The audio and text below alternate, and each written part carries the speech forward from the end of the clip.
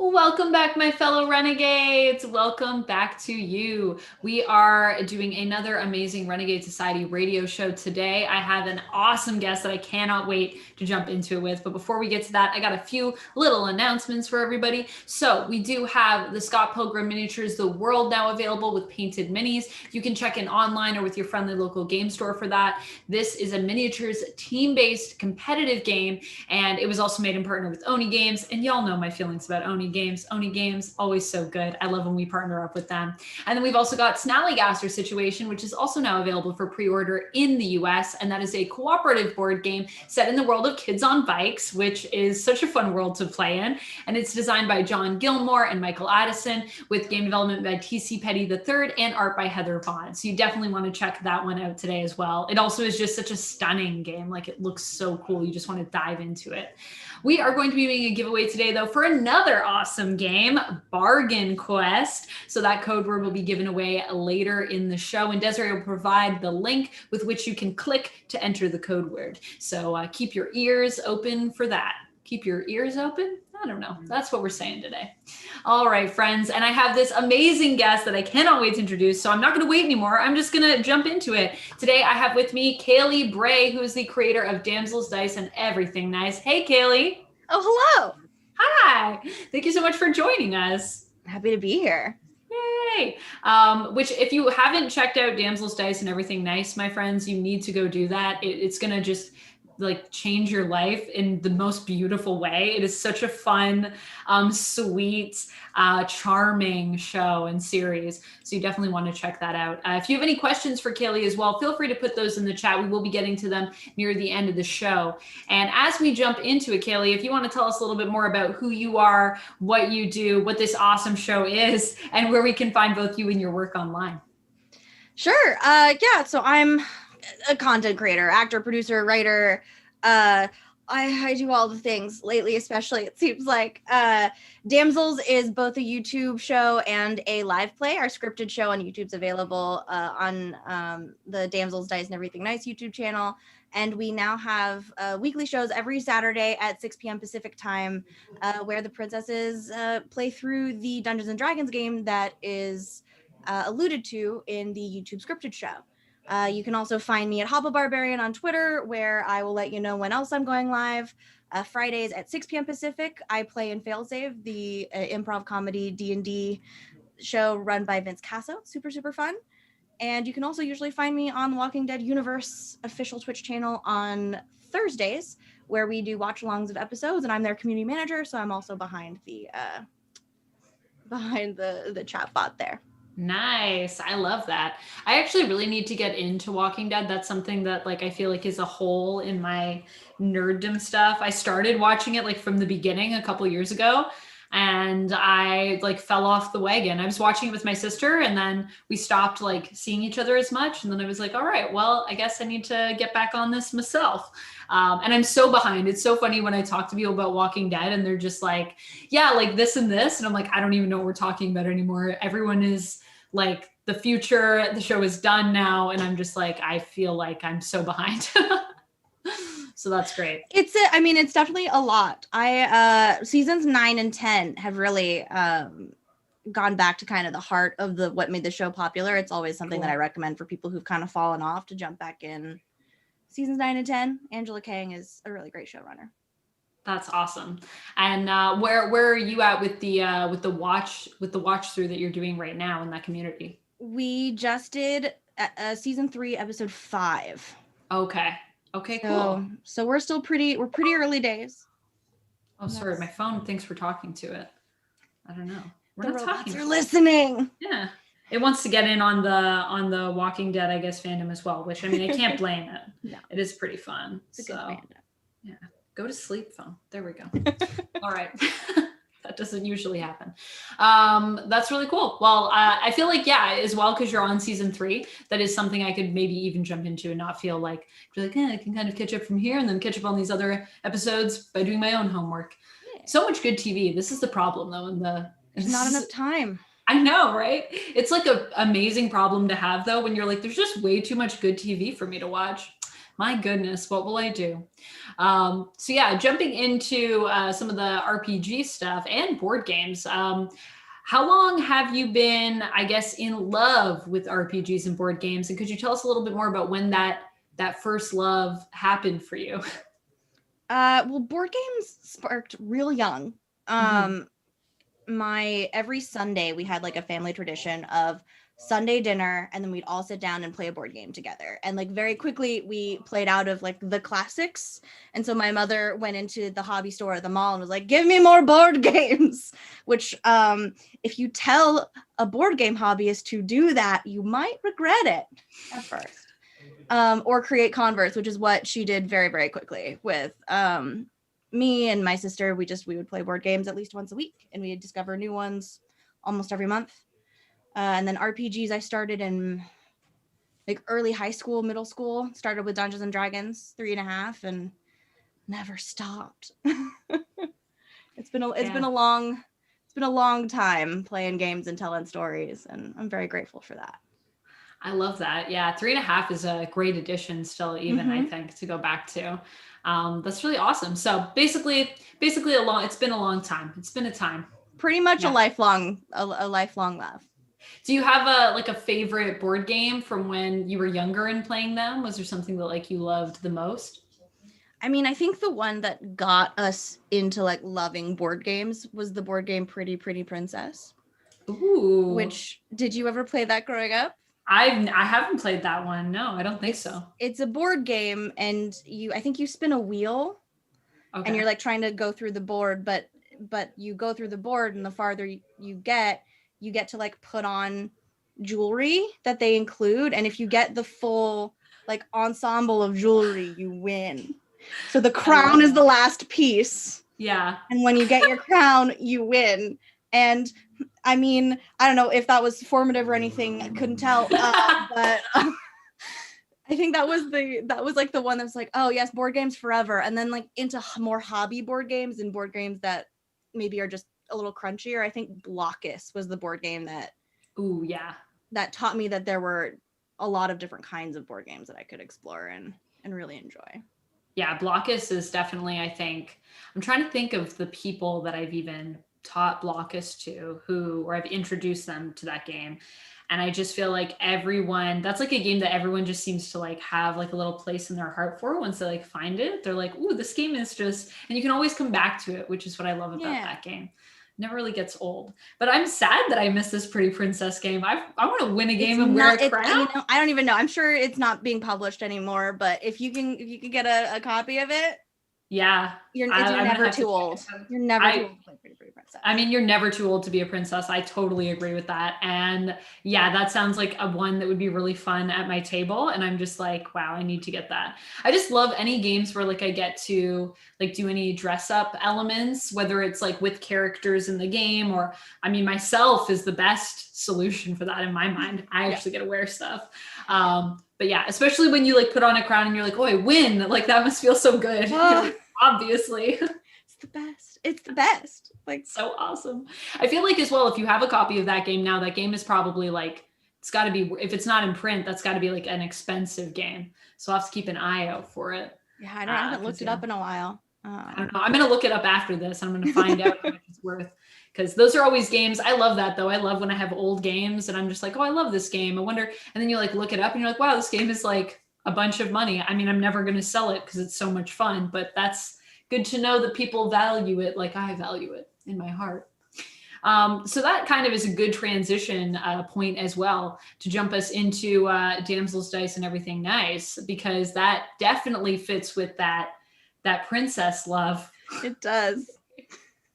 And so what inspired you outside of obviously Pretty Princess when you were younger and your love of D&D and RPGs to sort of jump into that? And like, what made you think like, oh, this would be a great idea? I realized one day that my friend group consisted of almost exclusively professional Dungeons and Dragons players and professional princesses.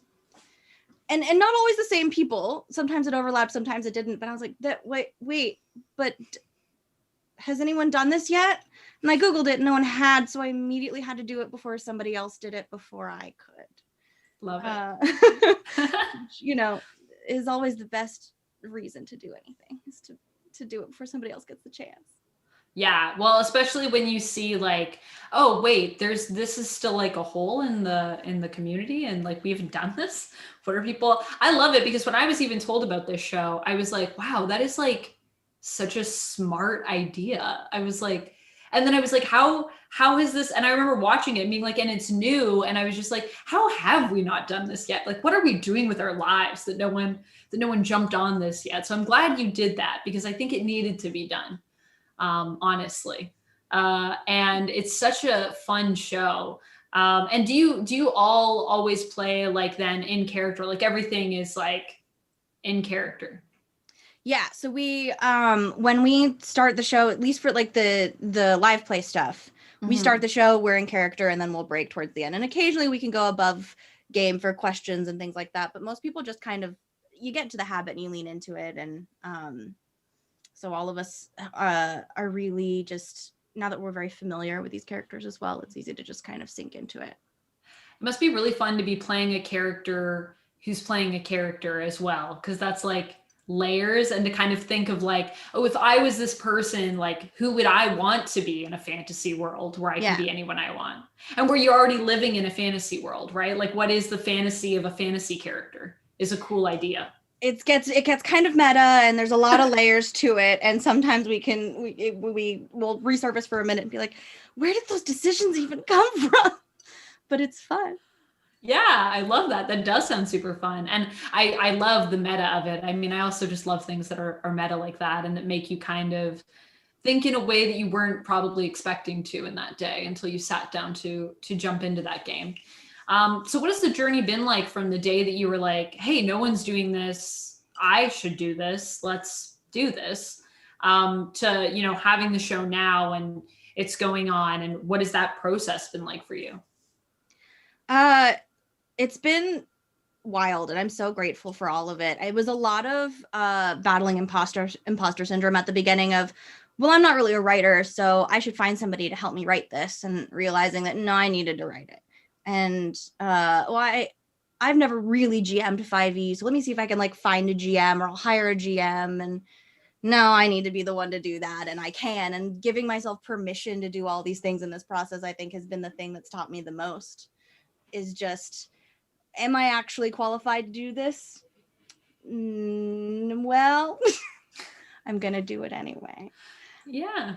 And that's been wonderful. I mean, since I think I floated the idea, I've made a Facebook post about it in like 2017 and got like 50 responses from all my friends, and everyone who responded ended up doing something in the YouTube show at some point. I love that. Either on the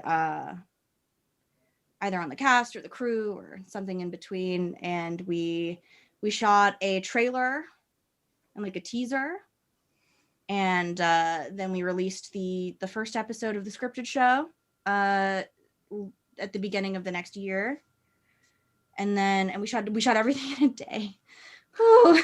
Wow, that's a lot. Yeah, having a 17-person cast plus crew, shoot everything in a day, and princesses, so it's not like easy hair and makeup and costuming. Yeah.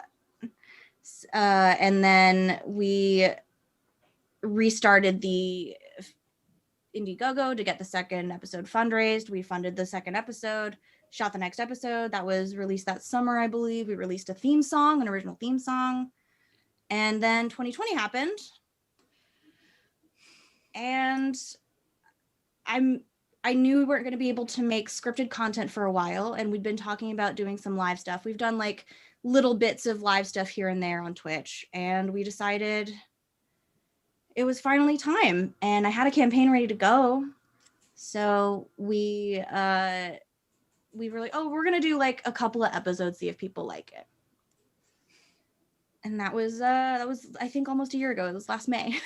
People liked it, so we moved over to Pixel Circus. Was able to, me and Sage Ryan, who plays Leia, we've partnered on pretty much everything together. She's one of my favorite people to work with creatively, and so we joined forces and have really made Pixel Circus a really wonderful place to be. I'm really excited about it. That's awesome. I love that. And when you jumped into this, then had you GM'd before, or was this like your first time? You had. So I'd never GM'd 5e until I wrote Damsels. Okay. And then I started just GMing all the time. I love it. I became a professional GM.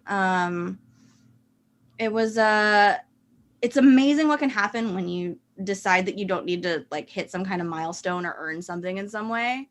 Imposter syndrome is really scary, and giving yourself permission to just do it is it's changed my life. Yeah, it sounds like that. I mean, I love that was also like your journey on top of like this awesome show that you made, because it's not just like you made this awesome show. It's like I had a journey within this show, which is so great. And did you also, how much of it did you put in for the writing too? Like, was it kind of collaborative with people coming on, or did you do a lot of the scripting yourself? So the YouTube episodes are pretty much like they're 99% scripted by me, but the way that the director, Ryan Parma, who, God, he's an incredible director. I love working with Ryan, and he does a rehearsal period where everyone just comes over and there's a moment where if you want to like add something, or if you think of something, maybe it ends up in the script, or if people have questions, it ends up in the script. So there are some of the best jokes are ones that the actors and the players just kind of did on the fly, and they improv when they were in there. That's fun. I love that. I love that as a process too, that kind of like, here's the script, here's what we're doing. Now everyone come to the table, like be present and kind of like see if there's something that you find in that, and like, let's just play and have fun. You do always find the best stuff when you kind of just give people permission to like just jump into it and see what comes up. So that's amazing. Cool. Well, I'm going to give that giveaway word really quickly to y'all. So for our giveaway today for Bargain Quest, which if you don't know about Bargain Quest, it is actually like amazing. It is actually such a hype game, and you can basically run a store where you're like selling items to little characters who are going to go like fight, who are like little heroes in this fantasy world, and you sort of succeed with them when they succeed. It's really entertaining, and at cons I watch it like move off the shelf like crazy. So the code word for that today is magical, because this whole experience is magical, and yeah, that's just what it made me feel. So that's what I went with. So if you all want to put that, Desiree will have the link in the chat. You can put that in there to win a copy of Bargain Quest. My fingers are crossed for you.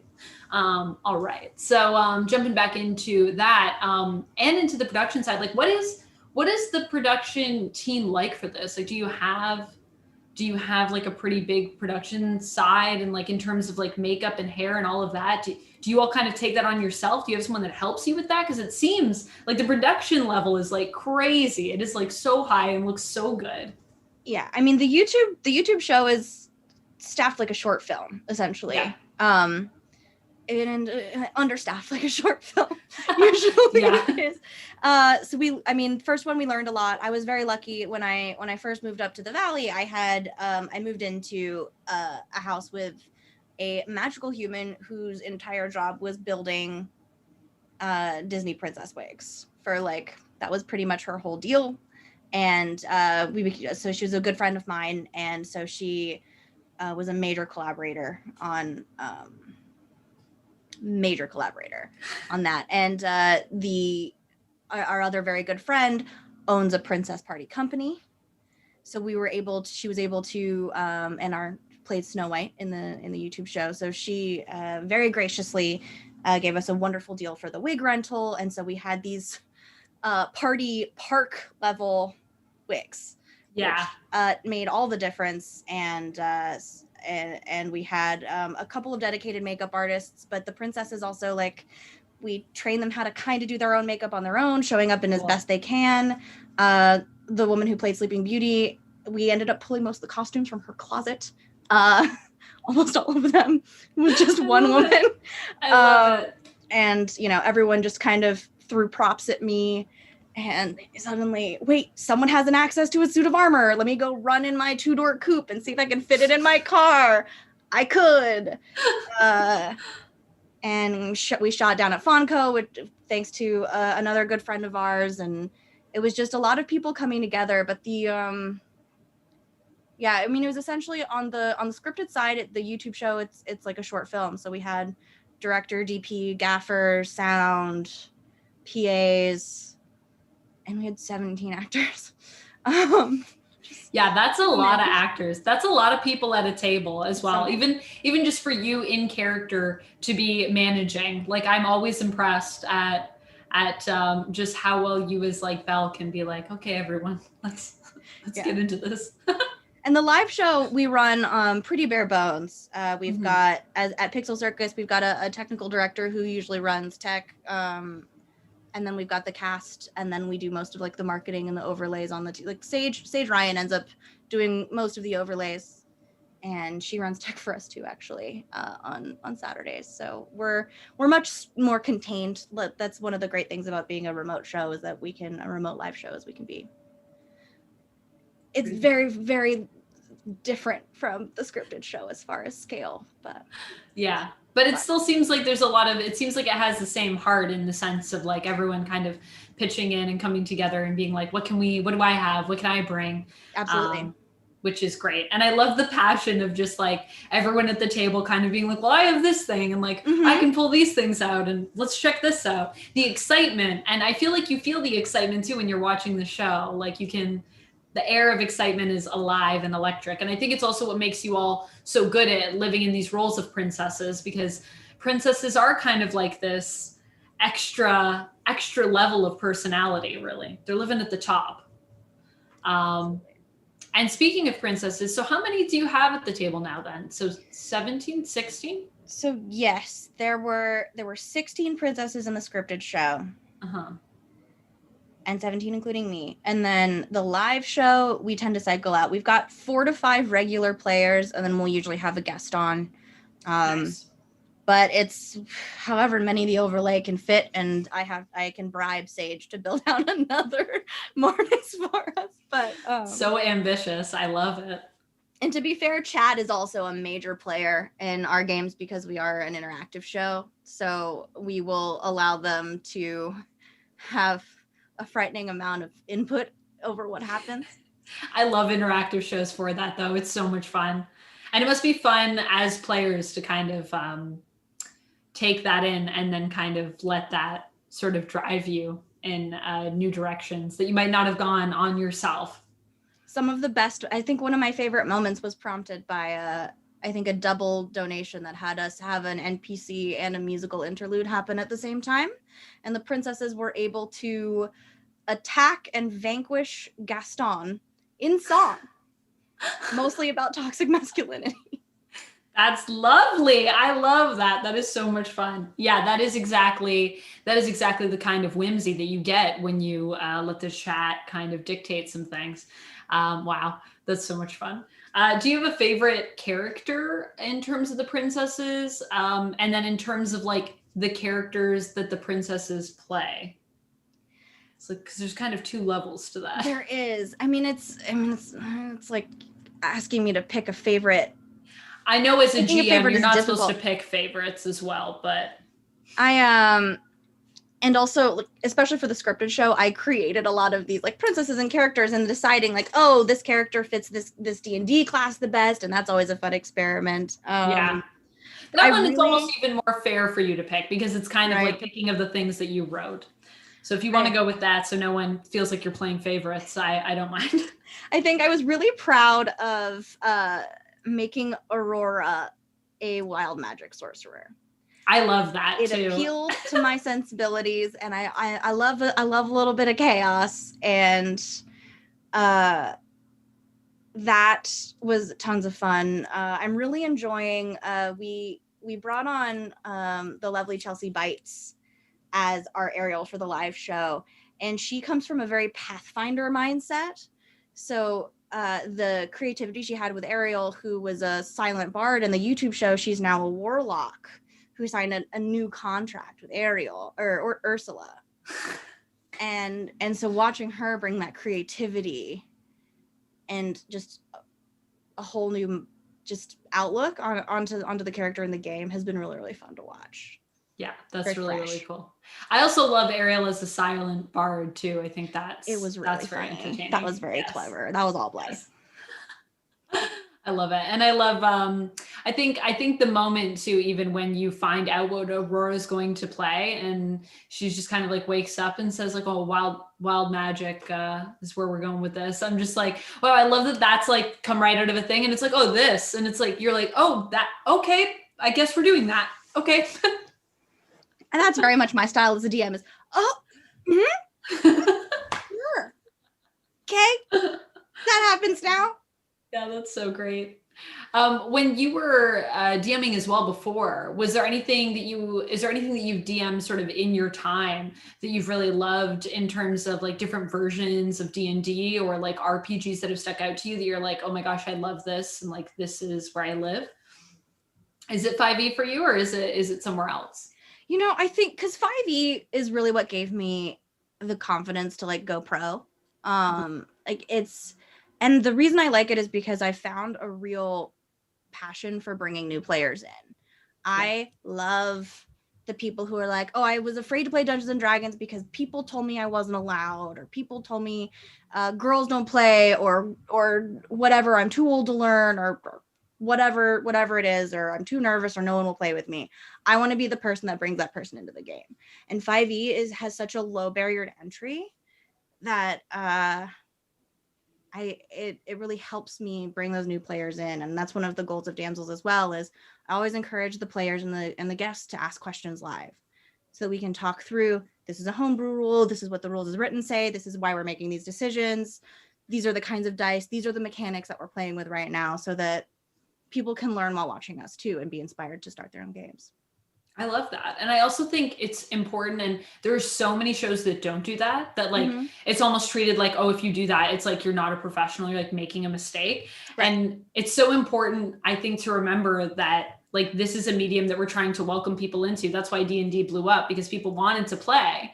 And so when you like make it unplayable for people, it's like, it's not really fun. It's fun to learn.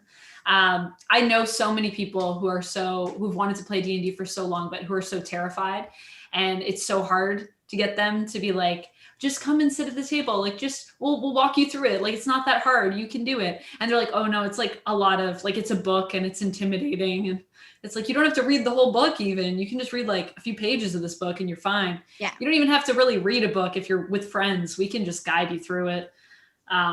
So I think that's so important. I think it's so great that you've kind of made that your mission, and that your whole team is kind of focused on facilitating that at the table. Yeah, I love that. That makes me happy. And I've been that person. I mean, I think a lot of people have been that person in a group where you're like, oh, can I play? And people are like, oh, well, I don't know if you're really the person that gets to play. And you're like, oh, okay. I guess there's a gate. Yeah. And I was really lucky that I didn't really experience that with Dungeons and Dragons until I had the resources to be like, I've been playing since I was 14, so get out of my way.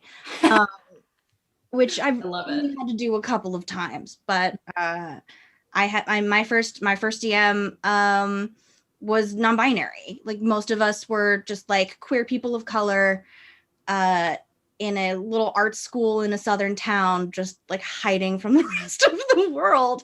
And that was our escape. And that's such a gift.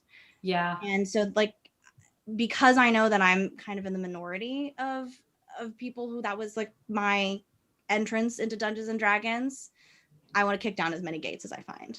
I love that. Yeah, that is, I mean, like, yes, let's do that. I like that. Yeah, I've always been the girl, the token girl at the table. So I've always had kind of like the opposite, like kind of had to like punch my way into the thing. And fortunately, I've played with a lot of gentlemen as well in the past who have been very welcoming to me at the table. But it's always been that thing of, I'm like, I guess this is just what it's like. And I'll always just be like the only lady here. And then in the past few years, I discovered what it was like to just play at a table where we're all female identifying and see what that was like. And I was like, whoa, this is like a whole other world. It is. And you know, not always good or bad, or one's better no than the other, but it's different.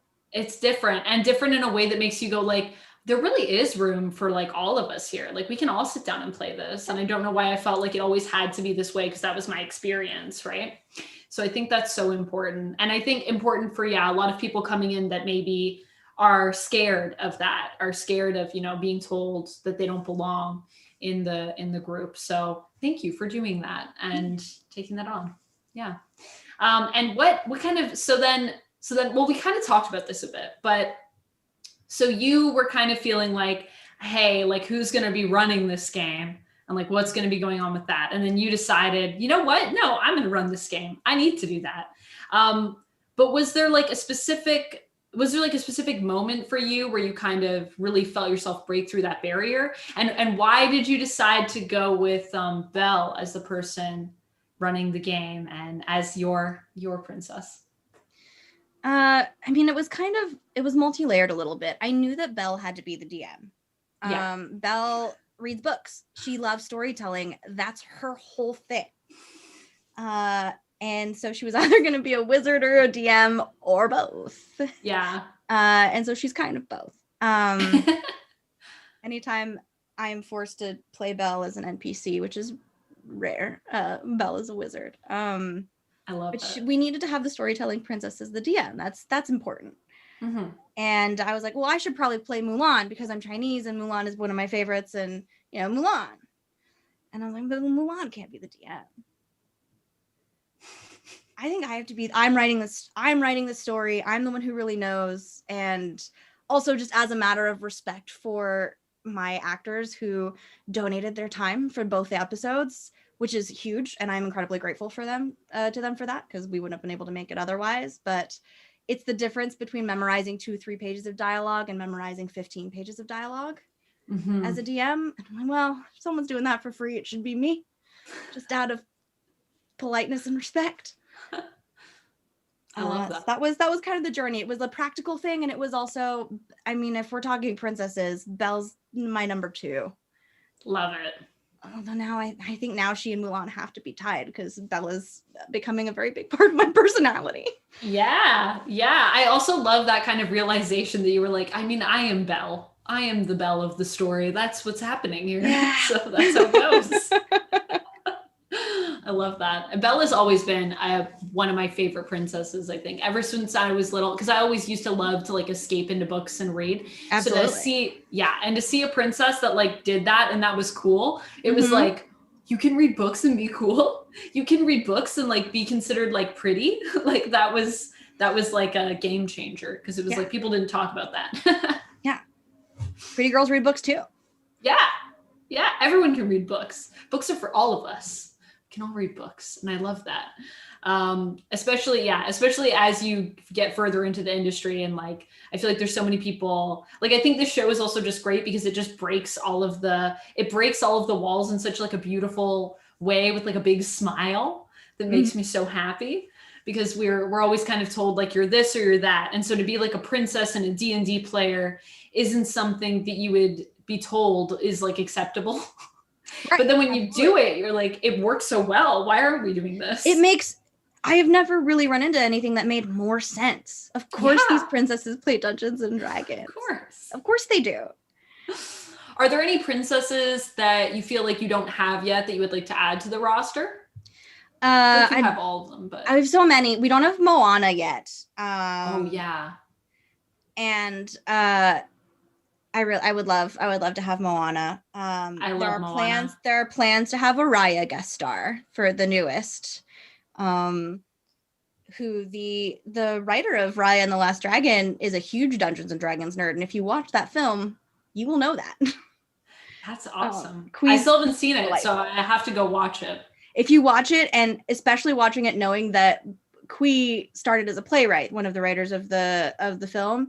And my favorite play of his is She Kills Monsters, which is about a Dungeons and Dragons campaign. So we want to have Raya.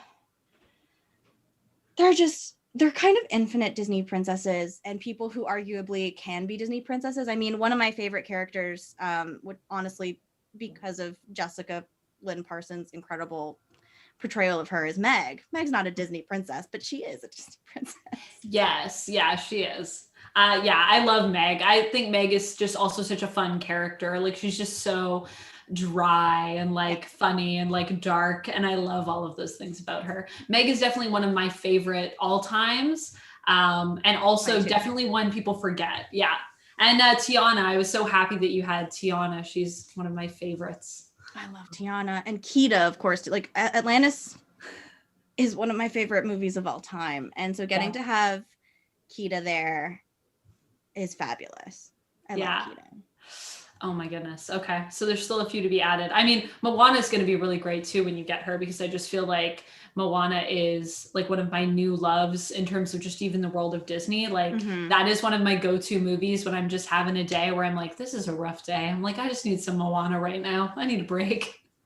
We also have an old friend of mine on the East Coast actually was meant to play her, and she ended up getting cut from the script because there just wasn't enough time to put. I started this. My first draft of the script had 22 princesses in it, and my director and my other producer were like, "No, it's too many princesses." It was too many princesses, but we did have Ilanwi from Black Cauldron in there for a really long time. She's the forgotten princess, and there were so many very good forgotten princess jokes.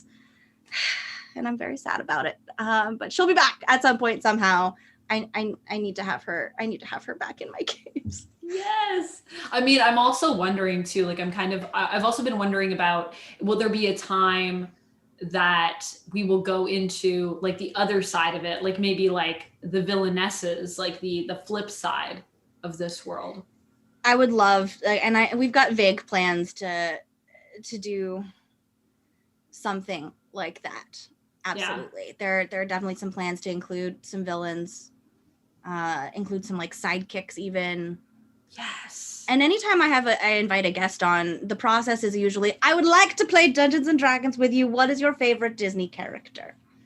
And then let them, and then like see what they come to the table with, and then figure out where they fit. Yeah, I love that. Yeah, I mean, I think that there's so much room, and there's also like, I mean, there's so many characters that we haven't gotten their day, that like I would love to see, like, oh, this person showing up and this person, like we never talk about them. So many good, I love that you said like sidekicks, because now I'm just thinking of like all the side characters that I've loved that I'm like, yeah, they deserve to be at the table too. Where are they at? Yeah, so that's great. That's been fun to revisit these beloved stories, or stories that I think are underrated in a totally new way. Getting to drop 5 people into Lilo and Stitch for a little bit was so much fun. Getting to drop people into Toy Stories, or old or Zootopia, or old fairy tales. It's just, and seeing how those princesses behave in those circumstances. Yeah. It's fun to tell those kinds of stories. Yeah. I mean, it's basically like, I don't even know. It's like being like a little kid in like a toy store, and you get to play with all these fun things and be like, oh, this is really fun. And that wild abandon of imagination that I think usually we reserve for that time in our lives, when it's like, oh, you're little is when you like princesses. But it's like, no, we can all like princesses forever. And that's fun and fine. And it's I'm finding myself, especially lately when I'm writing these episodes, or really just planning for these sessions now, they don't really get written anymore. But like, it's back to that kid thing of like, well, Princess Jasmine and Princess Cinderella are friends, and they're running around in the mall from Toy Story, and then they get attacked by the big bad wolf from Red Riding Hood. Like, that is a way that kids tell stories. It's a way that kids play make-believe. Mm-hmm. And that is 100% the way that the show is now. That's so great. Mashing up all the fun stuff and not letting there be rules. Yeah, and giving yourself permission to just have fun and like see where you go. That's so awesome. I'm so happy. This just makes me really happy. I'm so happy you're on the show, because this is something that I've been watching for like a while and like checking out, and I keep coming back to it, and I keep being like, man, this is just so awesome. I already know that there's going to be so many things that come out of this, because it just seems like the most brilliant idea. It's so brilliant. So when it comes to other things as well, and is there any other projects, like we kind of talked about the idea of maybe like villainesses or villains getting together and playing. Are there other things that you sort of have on the horizon that you want to develop that are related to this or not? And are there any other RPGs that you potentially love to jump into with the Princess crew? Something that's like outside of D&D? We've definitely got like spin-offs or one-offs and things like that on the horizon that we're planning, as far as like other Disney properties, other princesses, more themed stuff, that kind of a thing. There's definitely some board games that tend to narrative that also I think might be fun to have the princesses play. A lot of them translate better when we're in person, so I might have to wait. Yeah. Like I would love to have my cast play Tea Dragon Society. Yes, I would also love that. That'd be so cute. Would that be? So like there's stuff like that I would love to make happen. It all kind of it's starting to, and you know, we want to shoot the rest of the show. I wrote 7 episodes of that YouTube show, and so they're ready to go. It's just kind of waiting on funding and being allowed to have 30 people in the same room at the same time. But so for now it's developing live content and developing more tabletop stuff, and they're coming up on a real big boss dragon battle, and it's going to be a really good time. That's awesome. Yeah, I love that. There's definitely lots of cool board games that I'm like, I would love to see them play this. I would love to see them play this. I'd love some like weird like Betrayal at House on the Hill action. That could be really fun. Or like Mansions of Madness. I feel like that both of those you kind of need to be in the same room, I think, to get the same vibe. But yeah. I think I could do like a Scooby Gang version, and something I've thought about for a while is maybe not the Disney princesses, but maybe the Scooby Gang running Betrayal. Oh yeah, I could totally see that. Yeah. And they would have so much fun. Like that is the thing. Like I could see that crew just crushing it. Yeah. And also what happens when like you take someone that's the Scooby Gang and allow them to play different roles, right? That other than these roles that they're always given. Yeah. Which is always interesting. So many things, so many creative things.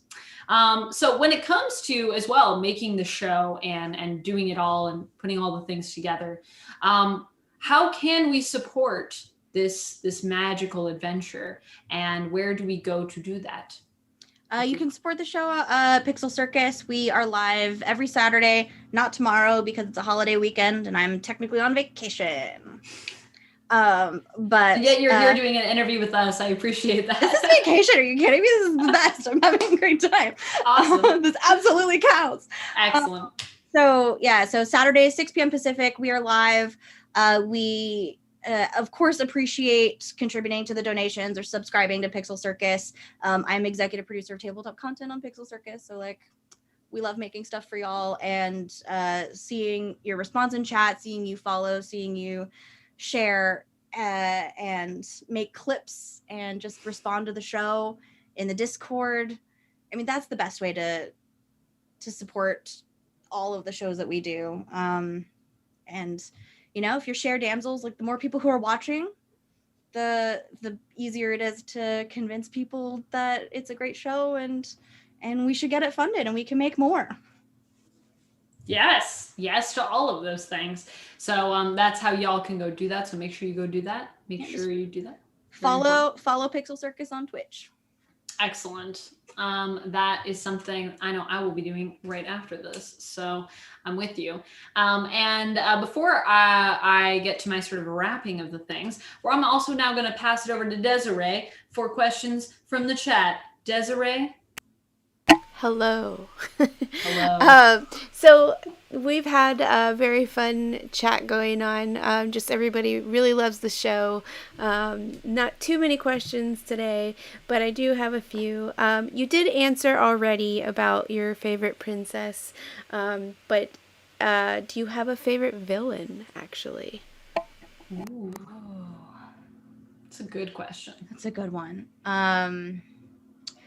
So Yzma is probably one of my very favorites. She was so much one of my favorites that I put her in a lot of episodes just so I could do the voice. Who else do I love?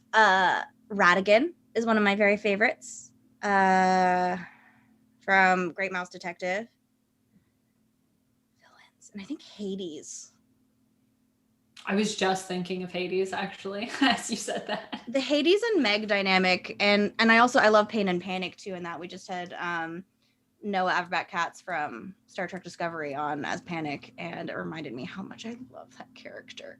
And he did such a good job. I love it.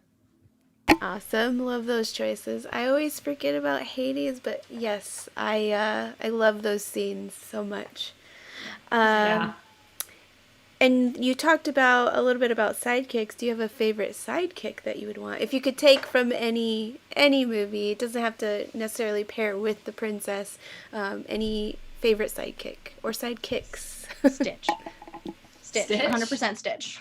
Stitch is the best. Stitch is the best. Or Ratatouille, even though he wasn't really a sidekick. But I would love to hang out with Ratatouille. He'd be a powerful sidekick, I feel. Are you kidding? Yeah. Yeah, because he's got that main character energy too. So you'd be like, man, there's a lot we're gonna get done. I would be Ratatouille's sidekick, and that's okay with me. I'm okay. I could be the sidekick for that one. It's totally fine. I'm not precious about it. I mean, you can make some pretty decent meals, at least, you know. Yeah, I mean, I don't see a downside. Someone in chat is saying you have an amazing Stitch voice. I'm not gonna make you do it right now, but you know, something to look out for, everyone. I did play Stitch in an episode fairly recently. That's so awesome. I love Stitch. Lilo and Stitch is also another one of my movies that's like one of my all-time favorites. Same. I also just went through and watched like all of the other movies, and then I watched the series a little while ago because it's all on Disney Plus, and I was like, I've fallen into a Lilo and Stitch hole and I can't get out.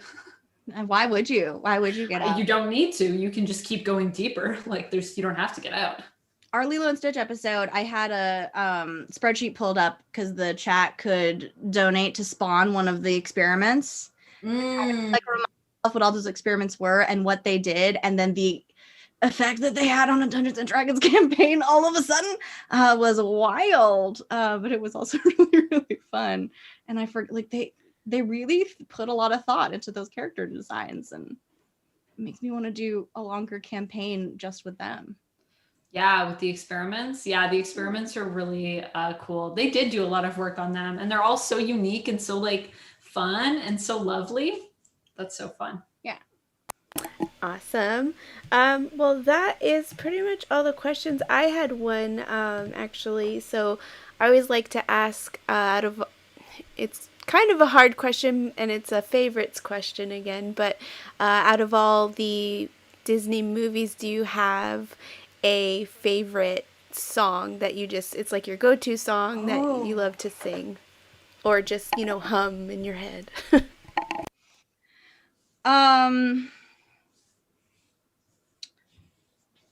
That's a tough one. Favorite song. I feel like there's one for every moment right now, and something I think that has always been something that's important to me is it's not from like a main Disney movie. It's from the Belle's Magical Christmas or whatever that, but it's her song Stories, and it's something I come back to all the time. And I think it's I don't know. I think it just sums up the whole Damsels journey, and that, so I have a lot of like emotional attachment to it now. I love that. Man, also that just bringing up these Disney gems, Right? The Belle Christmas movie. I'm like, oh yeah, I remember that. The cast is stacked. Like they had no business with like a straight to VHS film, Right? like being that good. I know. I still have that film on VHS too. Me too. Oh my God. Would you ever consider bringing in something dark? And I haven't seen every episode, so if you have, forgive me. Bringing anything a little bit on the darker side, like Nightmare Before Christmas or anything like that? Oh yeah, 100%.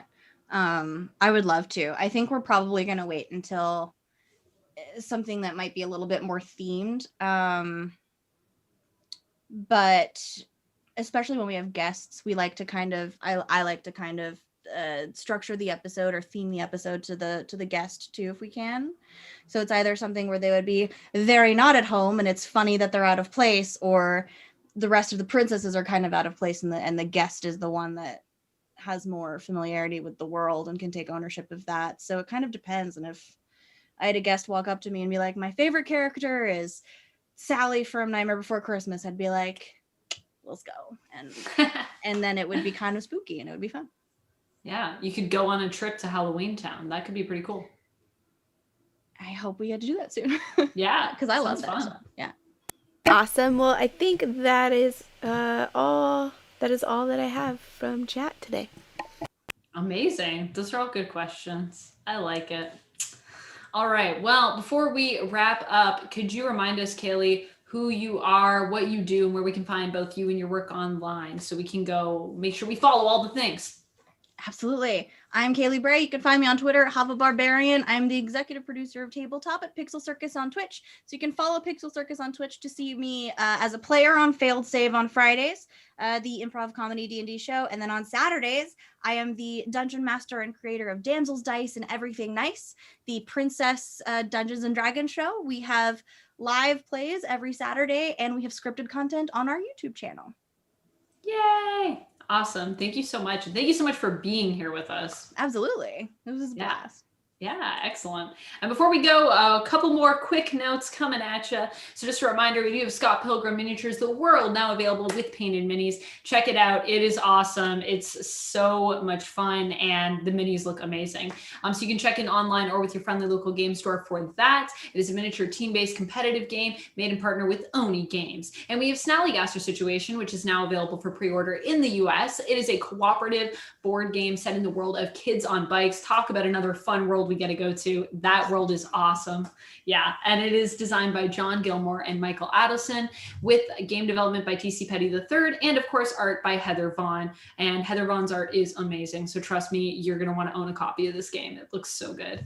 And a quick little reminder for our Twitch schedule here on Renegade. We have our More Phenomenal Monday, and we also have the Renegade Society radio show on Friday coming up for next week, so make sure you stay tuned for that.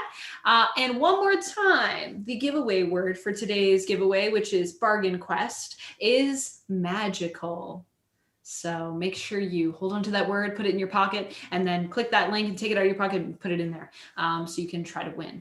And that is all I have to say today, my friends. So thank you so much, Desiree, for being here and producing. And thank you, Kailey, so much for being our guest and sharing all of this magical stuff. I can't wait to go watch all of the things, especially over at Pixel Circus. Yeah, I will be there in an hour for the season finale of Failed Safe. Yeah, amazing. All right. Well, thank you so much, Renegades. We will see you next Friday. And until then, remember, play your game.